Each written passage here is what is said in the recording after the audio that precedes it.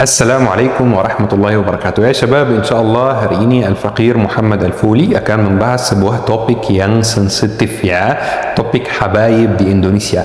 Apakah di negeri kita tercinta ini Indonesia ada habaib yang palsu? Emang ada yang namanya habaib palsu? Dan bagaimana caranya menentukan ini habib asli dan ini habib palsu? Dan bagaimana harus sikap kita terhadap habib yang palsu maupun habib yang asli?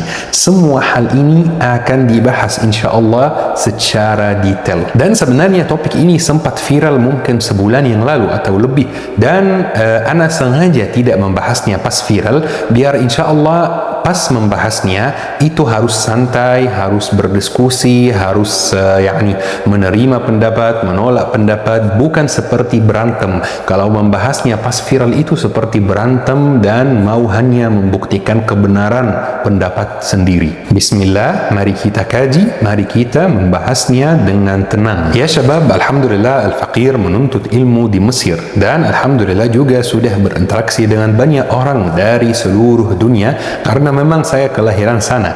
Dan ada satu hal yang sangat unik di Mesir. Saya hari ini ceritakan, teman-teman kalau ada yang ke Mesir bisa praktekkan dan coba sendiri. Dan hal ini bukan hanya di Mesir tetapi di hampir semua negara Arab. Pergi misalnya ke negara seperti Yaman dan jalan seperti biasa, di jalan kaki, kemudian pas ketemu anak kecil yang umurnya mungkin 8 tahun, 9 tahun, 10 tahun, tanya dia, "Ish aslak ya? Kamu asli mana? Kamu dari suku apa? Kamu dari keturunan apa?" Antum bakal terkejut dengan jawabannya. Anak kecil umur 8 tahun, umur 10 tahun ini hafal silsilah nasabnya mulai ayahnya sampai Nabi Ismail, teman-teman. Masya Allah, hafal siapa ayahnya, siapa kakeknya, siapa buyutnya, siapa kakeknya sampai Nabi Ismail. Luar biasa, Masya Allah. Kok bisa ya teman-teman, anak kecil di negara Arab hafal semua itu? Kadang-kadang nama buyut aja kita nggak tahu, betul kan?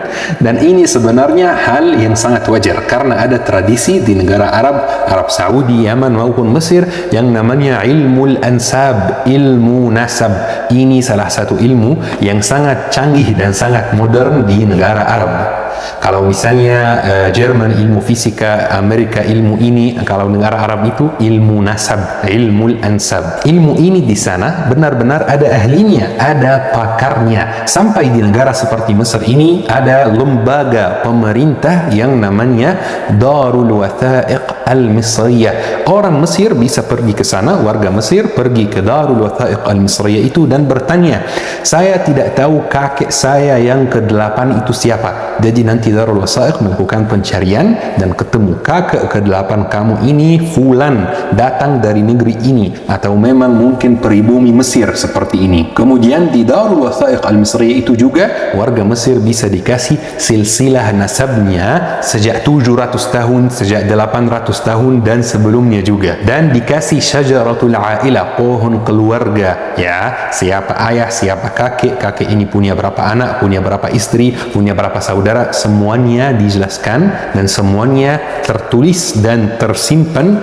di Darul Wathaiq Al-Misriyah. Dan Darul Wathaiq Al-Misriyah itu ada juga di Turki, bukan hanya di Mesir. Al-Faqir Muhammad Al-Fuli sendiri tahu kakeknya yang dari 700 tahun itu siapa, jejak hidupnya seperti apa, datang dari negara mana, istrinya siapa, anaknya siapa. Saya tahu semua informasi ini. Ini sudah hal yang sangat wajar di sana. Bahkan di Arab Saudi dan di Yaman lebih keren, lebih detail, lebih teliti lagi. Di sana ada dari tokoh masyarakat yang namanya pakar ahli nasab. Dia itu kalau misalnya ada perselisihan, dia didatangkan, kemudian ditanya, ini anak siapa, ini istri siapa, ini keponakan siapa, ini sepupu siapa. Dia tahu semuanya, kenal satu persatu. Cerita yang Al-Faqir sampaikan sekarang ini kesimpulannya bahwa ilmu nasab ini adalah ilmu yang mu'tabar, yang ada ahlinya, yang ada pakarnya, yang ada detailnya. Makanya para ulama mengatakan, man takallama fi ghairi fannihi ata bil ajaib. Barang siapa yang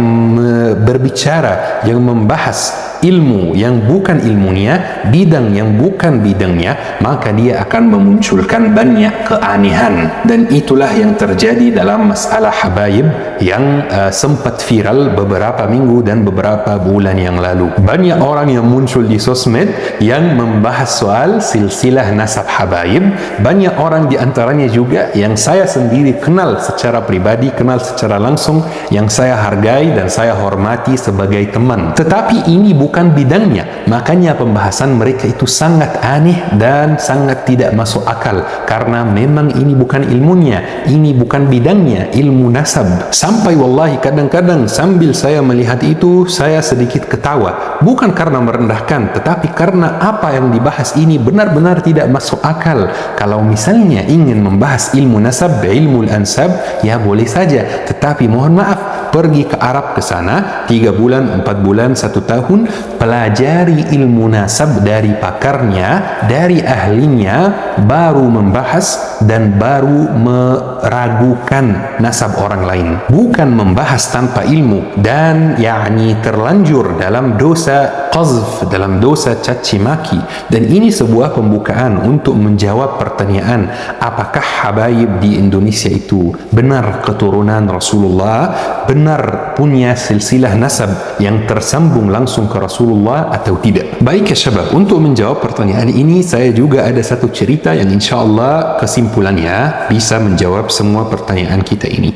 Alhamdulillah, kakek saya di Mesir, kakek Al-Faqir Muhammad Al-Fuli itu termasuk orang yang bisa dibilang tokoh masyarakat dan atau bisa dibilang pejabat penting atau bisa dibilang saya nggak tahu istilahnya apa, tetapi pokoknya di tempat kerja beliau itu, beliau sangat disukai orang, beliau sangat terkenal dan sangat dihormati dan sangat dihargai oleh orang-orang sekitar. Ini bukan sombong ya, ini saya cuma menjelaskan tanpa memberi detail biar juga menjaga privasi keluarga di Mesir. Jadi setelah kakak meninggal dunia, saya pas umur mungkin 10 tahun, 11 tahun, kurang ingat, pokoknya masih kecil, saya sempat ke tempat kerja beliau, di mana beliau itu sangat terkenal ya. Saya iseng main ke sana, saya mau lihat-lihat saja.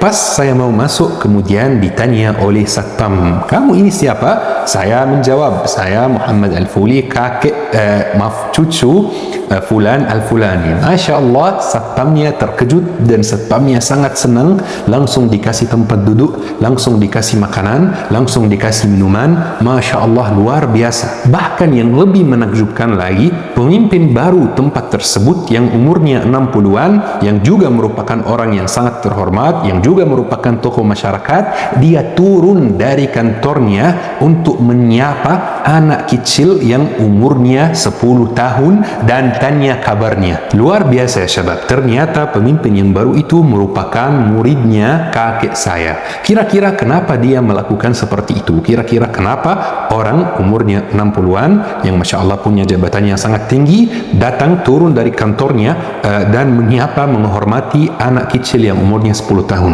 Jawabannya dengan sederhana, karena dia mau membalas kebaikan kakek dengan memuliakan, menghormati, menghargai keturunannya, dengan memuliakan cucunya. Satu pertanyaan lagi, apakah pemimpin tersebut sebelum menyapa saya, apakah dia berhenti dan bilang, oh, kamu yakin kamu ini keturunan guru saya? Kamu yakin kamu ini keturunan beliau?